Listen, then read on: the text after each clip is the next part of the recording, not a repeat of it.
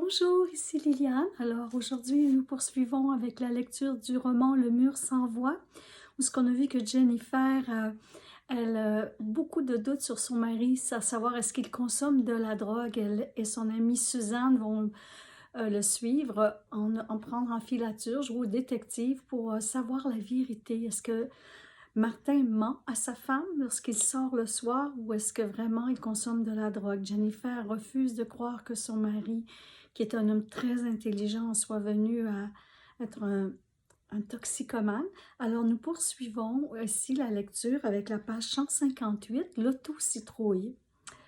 Alors Jennifer, qui n'a pas encore pu prendre Martin sur le fait, veut vraiment être plus libre. Elle vit en banlieue sans voiture et veut être autonome pour le suivre davantage et plus souvent. Avoir une voiture à elle signifiera la liberté pour ses enfants. Elle ne sera plus prisonnière d'une cellule dans sa maison. Alors, elle en parle à son mari qui, lui, se promène avec la BMW et qui adore être libre pour sortir. Et Martin est d'accord pour que Jennifer puisse avoir sa propre voiture. Ainsi, elle pourra faire ce qu'elle veut et lui aussi. Alors, comme Martin a beaucoup de contacts, il déniche une vieille auto très usée, une vieille chevette. Elle est toute rouillée, elle ressemble vraiment à une citrouille avec des grosses taches imprimées rouille dessus, mais elle est en bonne condition. Martin, qui a déjà été mécanicien au Bethel, la regarde et il l'achète pour 700 $ pour Jennifer, comme c'est un prix abordable. Alors, Jennifer, maintenant, a une vieille voiture et elle pourra se promener quand elle le veut. Si Martin sort le soir, la nuit où il ne revient pas, bien, elle pourra aller avec ses enfants, faire des commissions, des courses et surtout, son but ultime, savoir qu'est-ce que fait son mari lorsqu'il sort, parce qu'il raconte toujours de jolies histoires. Est-ce qu'il va dans les bars de la ville? Elle veut avoir le fond de la vérité. Elle refuse de croire que son mari qu'elle aime soit un bum ou un toxicomane. Et à ce moment-là, lorsque Martin ne revient plus le soir à l'heure du souper, qu'il n'appelle pas, Jennifer embarque son fils Simon et Gabriel dans l'auto, sur la banquette arrière. C'est l'hiver, elle les enveloppe dans des grosses couvertures avec des oreillers. Et maintenant, elle va se promener à Chicoutimi et à Jonquière, dans les bars de la ville, pour voir si elle ne verra pas la BMW stationnée dans une rue quelque part, près d'un bar miteux. Est-ce que c'est une bonne idée pour une mère de partir avec ses enfants la nuit quand il fait froid et pour trouver son mari? Non, mais Jennifer, elle est en train de devenir folle juste à attendre sur sa chaise berçante. Ça fait des années que ça dure et elle veut vraiment savoir. Alors, dans sa voiture, elle fait attention, elle et ses enfants, elle les sent en sécurité et ils se promènent dans le noir la nuit pour trouver Martin. Est-ce qu'il lui ment? Elle se dit que la vie de femme oubliée sur sa chaise, avec des malaises, c'est assez. Je vais te trouver, Martin, elle pense, Jennifer. Et quand j'aurai constaté combien tu m'as menti, à l'aise, je changerai de vie et sortirai de l'enfer. L'homme de ma vie sombre dans l'abîme profond du monde de la drogue fine, de la cocaïne. Car lorsqu'on est gelé, on ne jouit plus de l'amour d'un autre.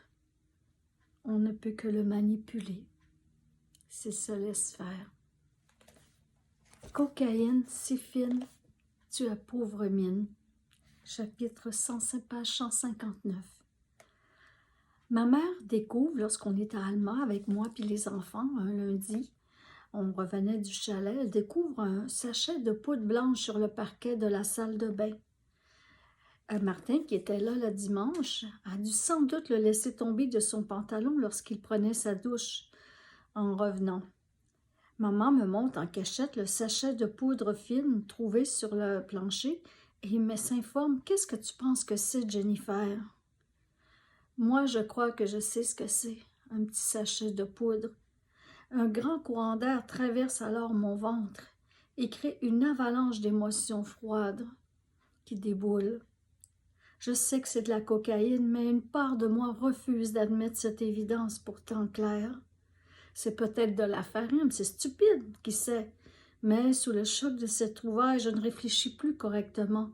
Je suis assommée par une brique. Il me faut parler à quelqu'un qui connaît ce domaine, quelqu'un de confiance.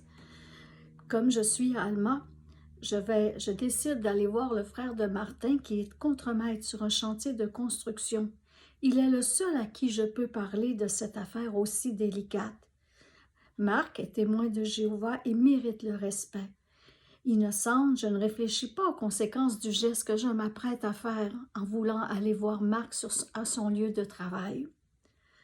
Lorsque j'arrive sur le chantier d'Ilmaling, je demande au gardien que je désire parler à, et je nomme le nom de Marc, le contremaître. Le gardien me pointe du doigt Marc qui est en train de travailler avec son chapeau de sécurité blanc. Marc me voit, il me demande avec des gestes de la main, « Qu'est-ce que tu fais là, sur le chantier? » Ça se remarque, de toute façon, toutes les autres nous regardent. Une femme qui débarque comme ça, dans le plein milieu de la journée, il doit y avoir quelque chose d'urgent sûrement. Alors Marc, je ne dis pas un mot, je sors de ma sacoche, délicatement, le petit sachet de poudre. Et je demande innocemment, comme on sort un bonbon de sa poche à Marc, « Qu'est-ce que c'est, Marc? » Et à la vue du sac de plastique minuscule, le visage de Marc se crispe. Les dents serrées, il s'enquiert. « Où as-tu pris ça, Jennifer? D'où ça vient? » Il a l'air vraiment en colère. Je tiens alors le sachet de poudre dans ma main ouverte, inconsciente des risques d'être vue par ses collègues. Je dis à Marc, je le range rapidement, je le remets rapidement dans la poche et je dis, « Marc, j'ai trouvé le sac dans la salle de bain chez maman. Il est tombé des poches de ton frère, je pense. Est-ce que c'est ce que je pense? » Marc est vraiment bouche bée. C'est tellement une déception pour lui de réaliser que son frère consomme de la cocaïne. Je repars ébranlée du chantier. Une autre marche vient de débouler dans mon rêve de vie de famille qui rétrécit, s'en va vers l'abysse. Heureusement, mon beau-frère Marc est un homme discret. Il ne m'a jamais reproché cette visite qui aurait pu lui coûter son travail, sa carrière et avoir des inconséquences criminelles, comme si nous faisions un échange de drogue. Heureusement, il ne m'en a pas jamais reparlé, mais à partir de ce jour, il a su que son frère était dans un autre univers, flottait dans un univers artificiel. Après la visite du chantier, la confirmation de ma honte, je tremble, vraiment je tremble lorsque je conduis la vieille auto. Je retrouver Martin à Chicoutimi qui était parti d'avance avec la BMW. Il est dans la maison. Je sors les petites particules blanches insignifiantes. Je ne dis pas un mot. Sur le fait, je dis « Martin » et je lui montre « Qu'est-ce que c'est que ça? » Sa première réaction est « Où as-tu trouvé cela? » Il veut les récupérer.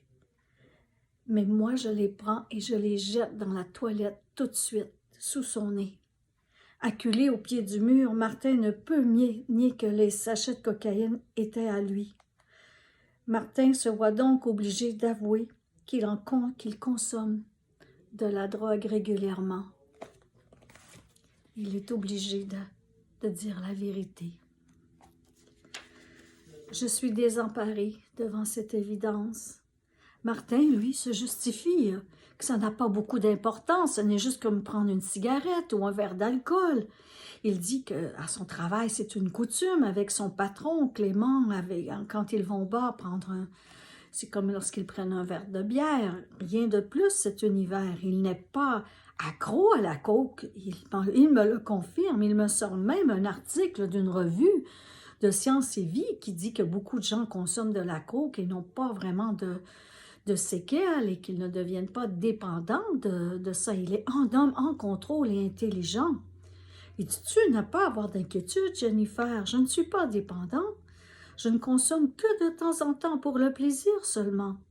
Je suis en contrôle et je peux arrêter quand je le veux. J'en ai juste trop sur les épaules maintenant, avec toutes ces responsabilités. Voilà les mots de mon époux.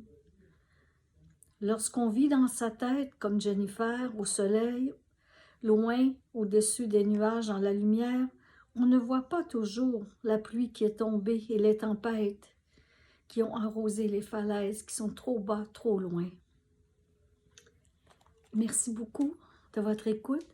Merci beaucoup de mettre un pouce si vous avez apprécié. Et nous pourrons continuer la prochaine fois avec l'avalanche de désillusions.